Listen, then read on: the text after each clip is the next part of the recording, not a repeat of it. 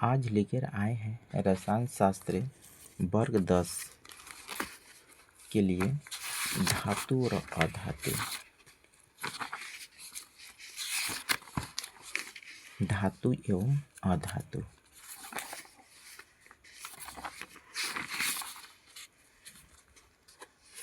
धातु और अधातु में अति लघुतरीय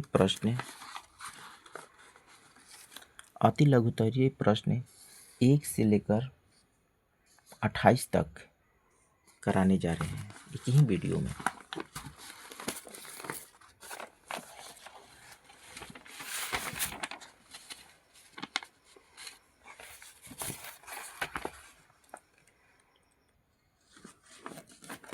दो धातु और अधातु के नाम लिखे। तो दो धातु के नाम लोहा और तांबा, दो अधातु हाइड्रोजन ऑक्सीजन। दूसरा सवाल है कि समुद्री जल में पाए जाने वाले एक प्रमुख लवण के नाम लिखे। Sodium sulphate. किसी अधातु के नाम लिखे जो साधारण ताप पर द्रव अवस्था में रहती है। पारा। चौथा सवाल, एक अधातु के नाम लिखिए जो वायु के संपर्क में आने पर जल उठती है। तो राइट आंसर फास्फोरस होगा। कौन सी अधातु विद्युत के सुचालक होती है? तो ग्रेफाइट।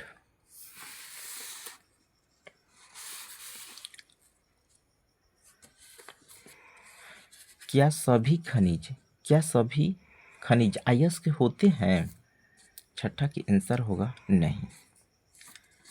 सातवां, वुल्फ्राम किस अयस्क में विद्यमान रहता है? वुल्फ्राम टीन के अयस्क टीन स्टोन में वुल्फ्राम विद्यमान रहता है। 8 नंबर क्वेश्चन है, क्या लोहे में जंग लगना ऑक्सीकरण है? आंसर में होगा ऑक्सीकरण एवंकरण अपक्रिया है। मिश्र धातु क्या है? दो या दो से अधिक धातुओं के समांगी मिश्रण को मिश्र धातु कहते हैं। अमलगम से क्या समझते हैं? मिश्र धातु में पारे धातु को अमलगम कहा जाता है। किस इलेक्ट्रॉनिक विन्यास को प्राप्त कर तत्व अस्थायी बन जाते हैं? तो 2 और 8 को। सोडियम परमाणु के जल के साथ तीव्रता से अपक्रिया करता है किंतु सोडियम आयन नहीं। क्यों? तो सोडियम आयन अस्थायी होता है, इस कारण जल से अपक्रिया नहीं करता है। 13 नंबर क्वेश्चन, आयनिक यौगिक के द्रवणांक और क्वथनांक उच्च होता है। क्यों? इनके धन आयनों एवं ऋण आयनों के बीच मजबूत स्थित विद्युत आकर्षण बल कार्य करता है, इस कारण इसके द्रवणांक एवं क्वथनांक उच्च होते हैं। 14 नंबर सवाल है कि कार्बन टेट्राक्लोराइड से होकर विद्युत धारा क्यों नहीं प्रवाहित की जा सकती है? कार्बन टेट्राक्लोराइड अस्थायी विन्यास को प्राप्त कर लेता है, इसके बंधन काफी मजबूत होते हैं।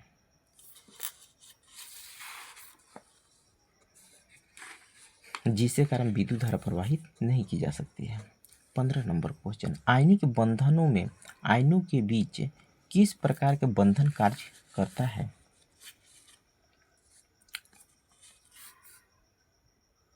विद्युत संयोजन बंधन कार्य करता है। आंसर होगा विद्युत संयोजन बंधन। नाइट्रोजन अणु में कितने सहसंयोजक बंधन होते हैं? 3 सहसंयोजक बंधन होते हैं। 17 नंबर, रासायनिक अपक्रिया में कौन सा इलेक्ट्रॉन भाग लेते हैं? सहयोजी इलेक्ट्रॉन। रासायनिक बंधन मुख्यतः कितने प्रकार के होते हैं? रासायनिक बंधन मुख्यतः 2 प्रकार के होते हैं, विद्युत संयोजक और दूसरा सहसंयोजक। एक परमाणु से दूसरे परमाणु में इलेक्ट्रॉन का स्थानांतरण होने से किस प्रकार का बंधन बनता है?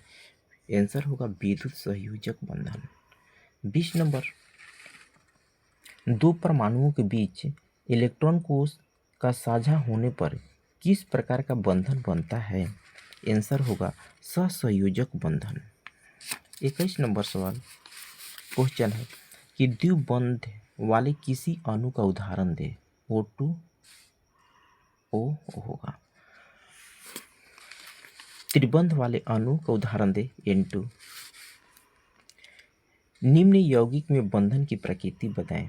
अमोनिया एकल सहसंयोजक बंधन है। 23 नंबर क्वेश्चन, निम्नलिखित यौगिक में बंधन की प्रकृति बताएं। अमोनिया, अमोनिया किस प्रकार का बंधन है? तो एकल सहसंयोजक बंधन।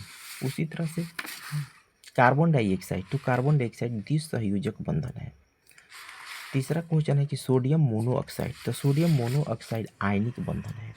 24 नंबर क्वेश्चन, ऑक्सीजन परमाणु का इलेक्ट्रॉनिक विन्यास आयन जैसे होने के लिए उसे कितने इलेक्ट्रॉन की आवश्यकता होगी? तो 2 इलेक्ट्रॉन। 25 नंबर क्वेश्चन कि किसी एक तत्व ए के सहयोजी सेल में 4 इलेक्ट्रॉन है और दूसरे सेल के बी में सहयोजी सेल में 7 इलेक्ट्रॉन है, तो ए और बी के सहयोग से बनने वाले यौगिक विद्युत का कुचालक है। इस यौगिक का बंधन की प्रकृति बताएं और इसकी इलेक्ट्रॉनिक संरचना लिखें। उसका राइट आंसर होगा यौगिक में कार्बन टेट्राक्लोराइड बंधन की प्रकृति एकल सहसंयोजक बंधन होगा। इलेक्ट्रॉनिक संरचना इस प्रकार का होगा।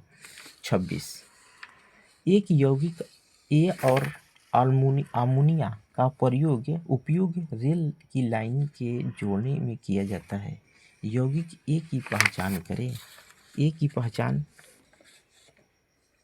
गैलेनियम, आंसर होगा गैलेनियम। 27 नंबर क्वेश्चन, धातु के निष्कर्षण में सल्फाइड और कार्बोनेट आयस को धातु के ऑक्साइड में परिवर्तित करना पड़ता है, क्यों? क्योंकि धातु के ऑक्साइड में परिवर्तित करने से इन्हें प्राप्त करना आसान हो जाता है। 28 नंबर क्वेश्चन, उस मिश्र धातु के नाम लिखें जिसका उपयोग विद्युत तारों को जोड़ने में किया जाता है। तो होगा राइट आंसर, इसका सही आंसर होगा सोल्डर। एसिन प्लस पीबी, एसिन और पीबी से मिलकर बना होता है सोल्डर।